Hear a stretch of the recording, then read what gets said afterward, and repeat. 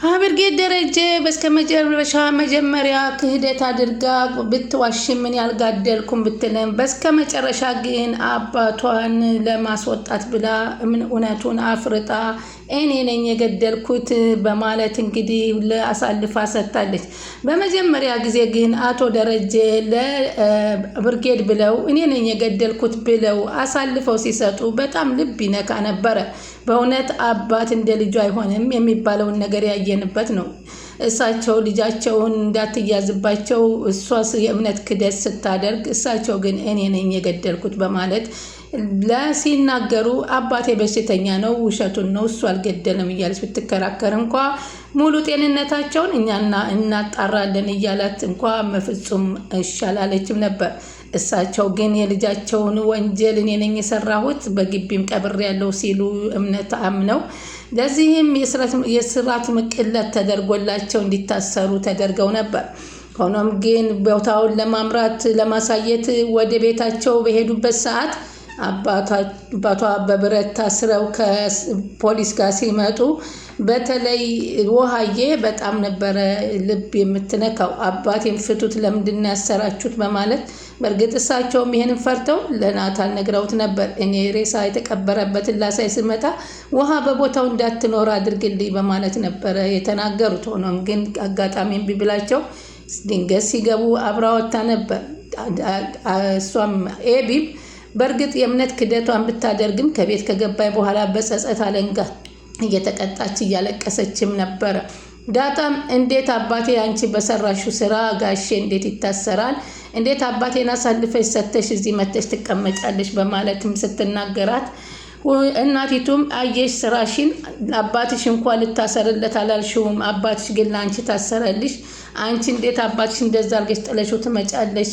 ምን ያህል እንደሚወድሽ ወቂ። አባቴ አይወደኝም የምትዩ ይሄውልሽ የራስሽን ስራ እንኳን እኔ ብሎ አለልሽ እያሉ እናትም በጣም እየጸጸታቸው እየተናገሩ ነበረ። በስከ መጨረሻ ግን አባቷን ባየች ሰዓት በፍጹም መቋቋም አቅቷት እኔ ነኝ የገደልኩት በማለት ራሷን አሳልፋ ሰጥታ ወደ እስር ቤት ሄዳለች። እንግዲህ ሬሳውም ተቆፍሮ እንግዲህ ወጥቷል። ሌላ እንግዲህ ምናልባት ከአቶ ደረጀ ጋር ያለ ጥያቄ እንዳላቸው እንደሚቀጥሉ ተናግሯል ፖሊሱ። ምክንያቱም እሷም ትግደለው አንተ እንዴት ወላጅ ቤተሰቡ ወዳለበት ሬሳ ወደ ፖሊስ ወዳውኑ ማመልከት ሲገባችሁ ለምንድን ነው ራሳችሁ በግቢያችሁ የቀበራችሁት የሚል አንድ ተጠየቃ ከአቶ ደረጀ ጋር አለባቸው። ቢሆንም ግን አቶ ደረጀ ዛሬ በጣም ነበረ የሚያስለቅሱት። በእውነት ነው የምላችሁ አባት ለልጁ ምን ያህል ዋጋ እንደሚሰጥ አባት ለልጁ ምን ያህል እንደሚቀደም ያየንበት ነው። ያም ሆኖ እንኳ እሷን እቅፍ አድርገው አይዞሽ አብርጌድዬ ተጽናኒ እያሉ እሳቸው ወደ እስር ቤት እየገቡ እሷን አቅፈው ያጽናኑ ነበር። እሷ ግን ያው በልጅነት የሚፈጸም ነገር በጣም ይከብዳልና እሷም ብትጸጸትም ግን ራሷን አሳልፋ መስጠት ስላልፈለገች እሳቸውም እስር ቤት አስገብታ ነበር የመጣችው። እንግዲህ ዳጣ ደግሞ ሰላምን እንግዲህ ምንድን ነበር የጻፍሽው ደብዳቤ ሰላም ለናታን የሰጠሽው እናትነትን ይገልጻል። እናቴ ማናት ምልመጣልሽ ነበር ካወቅሽ ለምን አትነግሪኝም ስትላት ሂጂና አባትሽን ጠይቂው በምትላት ሰዓት ደግሞ አባቴ ማን ነው ስትላት ሲሳይ እያለቻት ነበር። ግን አቶ ደረጀ መሆኑን እሷ ልቦና ያውቃል። ለምን ሲሳይ ያለቻት እናቷን እንደመሆኗን እንድታቅባት ስላልፈለገኝ ነበር።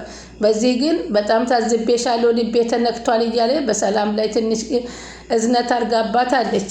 አደይ እቺ ማነች አብርጌድ ወደ ግቢ ስትገባ በእውነት ነው የምላችሁ ፖርሳዋን እየጎተተ በጣም በጸጸት ተሞልታ ነበር ሄደችው።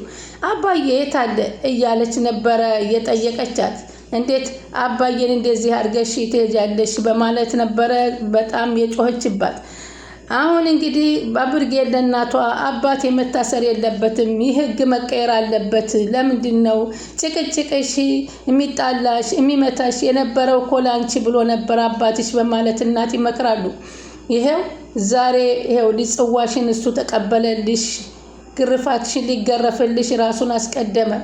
አየሽ ወይዘሮ ማርታም እንግዲህ እያለቀሰችው አለችውን አብርጌድ እንግዲህ በቃ እሺ ሲላት እንግዲህ ከኔ የሚፈልጉት ምንም ጥፋት ሳላጠፋ ችግሮች ወደ እኔ ለምንድን ነው የሚመጡት እያለ ትጠይቃቸዋለች። ኤቢ አሉ ወይዘሮ ማርታ ሰው መግደል ስህተት አይደለም እያልሽ ነው አሉ። መሞት ነበረብኝ እንደ እማዬ ቤቴ ድረስ መጥቶ ሊገለኝ ሲመጣ እሺ ብዬ እጅ ሰጥቼ መስጠት አለብኝ አለቻቸው። እሱን እኮ ምን የሚረዳልሽ የለም። ምናልባት የቅጣት ማቅለያ ይኖርሽ ነበር ብታምኔ ኖሮ ከዛ ውጭ ምን እሷን ሊገላን ነበር ብሎ እኮ ህግ አይተውሽም አሏት። እማዬ ይህ ህግ መቀየር አለበት አለች። ራስሽ መከላከል ተፈጥሯዊ መብት አለ አለች። እሱንማ እንግዲህ አንቺ ተመርቀሽ ህግ ተማሪ አይደለሽ በቦታው ላይ ሆነሽ እሱን ታስፈጽሚልነሽ ተከራክረሽ እሺ አሏት። ምን ያደርጋል አሁን ለአባትሽ አልደረሰም አለች። አሁን እንግዲህ ያለ ቦታው አባትሽን አስገብተሽው አረፍሽ። ጭራሽ ሰው ገሎ ሌላ ነገር ፈጠራ ወደ እስር ቤት አለቻት። እማዬ ግን አባዬ በዚህ ልክ ለምንድን ነው ግን እንዴት አይወድኝም እኮ ነበር እንዴት ራሱን አሳልፎ ሰጥቶ ታሰረልኝ አለቻት። ደረጀ ለልጆቹ ጠንካራ ነው ከራሱ ነፍስ ይልቅ ለልጆቹ ያስቀድማል አየሽ አሏት። እኔ ይጭቅጭቅሽ ቢጣላሽ ቢመታሽም እኮ ላንቺ ብሎ ነበር ግን አንቺ አልተረዳሽውም ይሄውልሽ አሏት። ዛሬ ግን ጽዋሽን እሱ ተቀበለልሽ አባትሽ ግርፋትሽን ሊገረፍልሽ አሁን ይኸው ህይወቱን አሳልፎ ሰጠ። አይ አለች ብርጌድ አሁንም አይሆንም አባዬ ምንም ያጠፋው ጥፋት ስለሌለ መታሰር የለበትም አለች። ምን ዋጋ አለው ታዲያ እሱ ባያጠፋ አንቺ አጥፍተሻላ አሏት። እና እማዬ ቆይ አባዬ ይታሰር ነው የምትይው አለቻት። አዎ ይታሰር አለች ወይዘሮ ማርታ። እንግዲህ ምን ይደረግ አሉ። ራሱ ነው የወሰነው አለች። እኔ ልጄ ህልሟ ሳይሳካል ከሚቀር እኔ አላየሁት ህልም እኔ ብዙ አይቻለሁ ያላየሁት ዓለም የለኝም እኔ ልታሰርላት ብሎ ራሱን አሳልፎ እኔ ነኝ ወንጀሉን የፈጸምኩት ብሎ ሰጠልሽ። አየሽ እንደዚህ ጠላኛል አይወደኝም ስትዩ የነበረው አባትሽ ግን ራሱን ምን ያህል አሳልፎ እንደሰጠሽ ራሱን ደግሞ እንደሰዋልሽ አየሽ አይደል በማለት ይነግሯታል። በዚህ ጊዜ በጣም ልቧ ተነካ። ብርጌ ስቅስቅ ብላ ማልቀስ ጀመረች። እንድታለቅሽ ሳይሆን እንድትማሪበትና እንዲገባሽ ነው ኤቢ ገባሽ በማለት ይናገራሉ። ባክሽ ተይኝ አሁን እንደዚህ እንድትሆኚ አይደለም እንድታስቢና እንድትረጂ ነው ምን እየነገርኩሽ ያለሁት በማለት አቅፈው ማጽናናት ጀመሩ። ሰው ሚስነውሽን አሰሚም እንደ ኤቢዬ አሉ።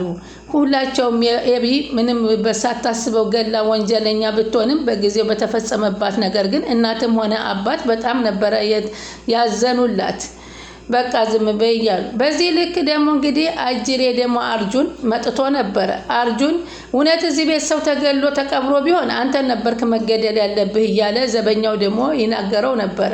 ለዛውም ኤቢዬን ጥራልኝ ቢለው እግሩን እንደለመደው በዘንጉ ሰንክሎ መትቶት እያስለቀሰው ነበር። በጣም በሚገርም መስቲ እያለ ሲመጣ ዋ አለ። ይሄ ሰው ጤነኛ አይደለም እንዴ አንዴ ናስኪ አለው። ምን አባ ፈልገህ ነው የመጣውን ጥቅርሻ አለው። አንዴ ኤቢን ትጠራልኛል ኤቢን ይችኛል አለው። አዎ እዚህ ቤት ሰው ሙቶ ከሆነ እንደተባለው መሞት የነበረብህ አንተ ነህ። አዎ ልክ ነህ እኔ ነኝ መሞት የነበረብኝ። እሷ ምንም በማታውቀው አባቷ ታሰረ። እሷ ምንም በማታውቀው ነገር ያሳሰርኳታል። ማን ነበር አርጁን ነው ማን ያሉ ስምህን አሉት። እና አይኔ አባት ናግባ ብሎ ነው እንግዲህ አታሉ አስገብቶ የመጣው። አቶ ደረጀ በፖሊስ ተያዘው በግቢያቸው ሄዱ። ሁላቸውም ቤተሰቡ በከበር ላይ አንዴ በመንጫጫት ወደ ውጭ ወጡ። በዛን ጊዜ ግን ልብ የምታስነካው ልጅ ኤቢና እቺ ውሃ ነበረች። አባዬን ፍታው አባዬን ለምንድን ነው ያሰርከው ብላ ራሷን እንድትታመም ስትሲያው በቃ ውሃ ወደ ውስጥ ወደ ክፍልሽ ግቢ አሉ አቶ ደረጀ። እባክህ ይችን ልጅ ይዘህ እንዳትመጣ አላልኩም አልሰማኝ አለች እኮ አለ። ዳጣ እንባዋን እያዘነበች አለቀሰች። የአባቷን በዚህ ሁኔታ ላይ መንካት ልቧ ተሰማው። ብርጌድን ብትሆን ጭንቅላቷን ይዛ ምንም የምታደርገው ነገር ግራ ገባት። በቃ እሺ እፈታልሻለሁ በማለትም እንግዲህ ፖሊሱ እሷ አንድ ነገር እንዳትሆን ድንጋይ አንስቼ ፖሊሱን ማታለው ስትል ቀላል ነገር ነው አሁን እኮ ይፈታሉ ቢሏትም በፍጹም እሪ ስትል እንግዲህ አቶ ደረጀን ለጊዜው ፈቶ ያሳያታል። ከዛም በኋላ አካፋ አንጡና እንግዲህ የተቀበረበት ቦታ የታለ ሲባል እዛ ሲሎት እንዴ የዘራነው ጤፍ እኮ ይበላሻል አባዬ እኔም እኮ ጥፍሬን ቆርጬ ጨምሬበታለሁ አብሮ እንዲያድግልኝ እያለች ስትናገር እሷን ወደ ቤት ይዛችሁ አግቡ፣ ጭራሽ ሲቆፈር ውሃ ማየት የለባትም ተባለ። ናታላ ካፋ ይዘህናና የት ቦታ እንዳለ ቁፋሮ ይቀጥል ተባለ። በቤተሰቦቼ ፊት ይህም እንዲደረግ በፍጹም አልፈቅድም አሉ አቶ ደረጀ። እንዴ ቦታው እዛ ጋ ነው፣ ግን በዚህ ልጆች ቤተሰቦቼ እያዩ ይቆፈራል ብዬ እኔ አልላችሁም ባካችሁ እያሉ ሲለምኗት እሱንም እሺ፣ ምክንያቱም ልጆች ባሉበት ላይ ሬሳ ቆፍሮ ማውጣት በጣም ይከብዳል፣ በአእምሯቸው ላይ ይቀረጻል። ስለዚህ ነገር መፈጸም የለበትም ብለው ሲናገሩ ዳጣ ግን እናት አባቷን እየተመለከተች ራሷን መቋቋም አቅቷት ነበር። እሷ ግን በቃችሁ አባዬ ምንም ነገር ያደረገው ነገር የለም ብላ እሪ አለችና ራሷን አሳልፋ ዳጣ ማነቻ ብርጌድ ሰጠች።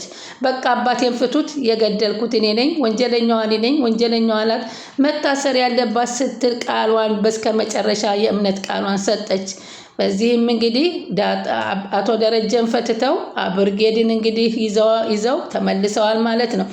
እውነት ይመነምናል እንጂ አይበጠስም ይባላል።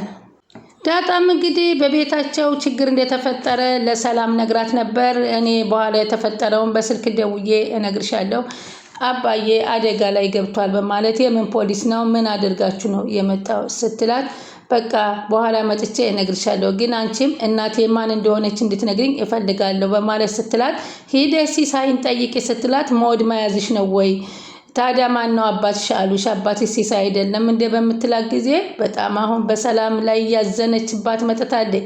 ምክንያቱም ላለመናገር ስለፈለገች ሰላም፣ ዳጣ ደግሞ መጨረሻውን ማወቅ ስለፈለገች እዚህ ላይ እንግዲህ ምናልባት ስመጣ ግዴታሽ ነው ልትነግሪኝ ትችያለሽ በማለት ተናግራታለች። እውነት ስትሄድ ትነግራታለች ወይንስ እንደዛው የሲሳይ ልጅ ነሽ እንዳለቻት ትቀራለች?